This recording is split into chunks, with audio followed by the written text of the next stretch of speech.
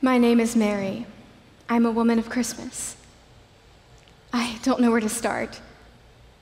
Everything changed at a time when I least expected it. The Romans were in control of our town. It had always been that way since I was born. I had longed for God since I was born.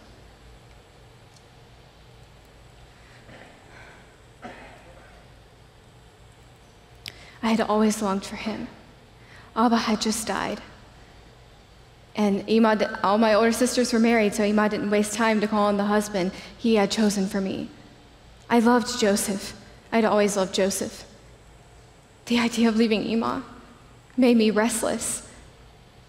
I knew that when I married him, I would be leaving her alone on a battlefield.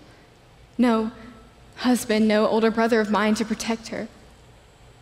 I was terrified to start a new life in the middle of a daily war.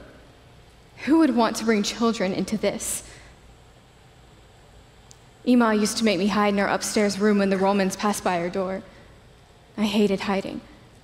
I wished I had been anyone else so I could be out encouraging my people who were giving up, or at least protect her. But I was there, hiding, and that is when the angel came to me. I still can't describe him. It was blinding light. He told me the message all of you know, that I would bear a son without a man, that he would be the Messiah. God brought down as a man through me. I heard the name for the first time. Jesus.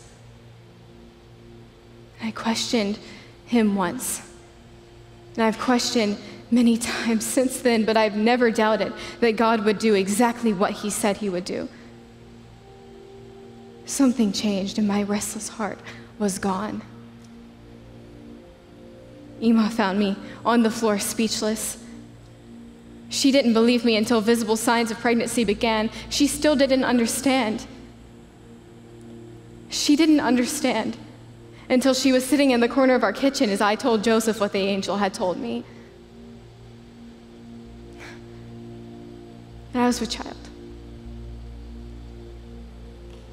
I have never seen him look at me with so much disgust. He didn't believe me. I don't blame him. I would have thought I had been unfaithful. He had faith. I knew he had faith. I didn't know how much faith he had until he came back the next morning and he believed, completely changed, willing to take me as his wife and help raise the Messiah. Ima believed then too, and they were the first.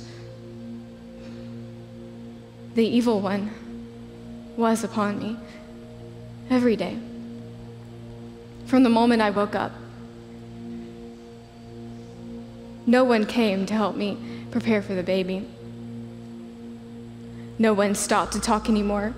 No one dared look at me. People spit on Joseph. When they saw me, it ruined his reputation. He had to sell his horse and some of his supplies just to buy his house. My name means bitterness and suffering, and I have been so full of it. My entire pregnancy was painful and sick. Joseph used to come over to recite the Torah to the baby already battling inside of me. He recited that the Messiah was to be born in the city of David, and we wondered if we would have to go there. Ima was prepared to help me deliver him in the comfort of our home. But when the census required Joseph to leave, we had to choose: stay and deliver the Messiah in comfort, or travel miles to fulfill a prophecy. We chose obedience. The trip was horrible. Like I said, Joseph had to sell his horse, so we had a donkey. Everyone pushed around us. Everyone wanted to get there first. We were the last to enter the city. I was in pain. Joseph was exhausted. In the middle of a crowded street, we had nowhere to go, and that is where the pain changed. That is when the Messiah was to come. In a barn, wedged between two buildings on the side of a street. Through me. It was agony for hours. My mother wasn't there to help me. Only God knew what he was doing. And then he was here. God with us. Before I thought I had understood, but I was just beginning to. I was surprised. He was dirty and crying and helpless. He needed my help. I gave him what he needed, and he just watched me. He didn't suddenly turn into a man of light like the angel or even speak to me. It's simple. But that part of him made me love him from that first moment more than anything else did. That was a year ago. He is now a year old, still the same, dirty, helpless. Please don't criticize me for saying so. Jesus is perfect in every way. But he is teaching me that perfection is so different from everything we thought. We went to circumcise him as customary, 12 days after he was born. There's a man there, a blind man. But when we came in, his face turned to us. He felt for the baby, and when his hands touched Jesus, he praised God before us. He could see him. Then he looked at us, and he said, "This son of yours will do great things," and I knew he would. Then he grabbed my sleeve. Tears filled his eyes, and he said, "And a sword will pierce your very soul."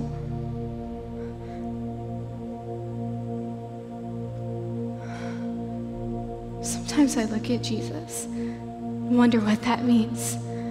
A sword will pierce my very soul. How could he do such a thing? Jesus would never do anything that would hurt me. People still look at him with disgust. Everyone needs him, but no one seems to know it. I need him. I knew that from the beginning. But I never thought it would inspire all of this. That God would allow me, would allow us to be with him. No more sacrifices, just some pain. I am Mary, the most plain, the most unqualified, the most simple of all women in the lineage of this child. Nothing has come from me.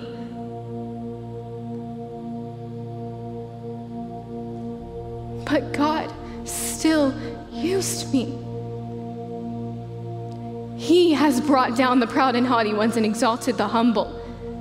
He has shown mercy and great strength through the ages, and now generations will call me blessed.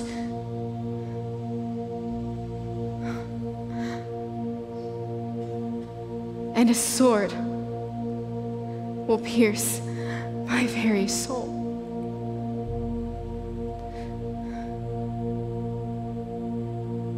I am Mary, a woman of Christmas, standing in the lineage of God's grace.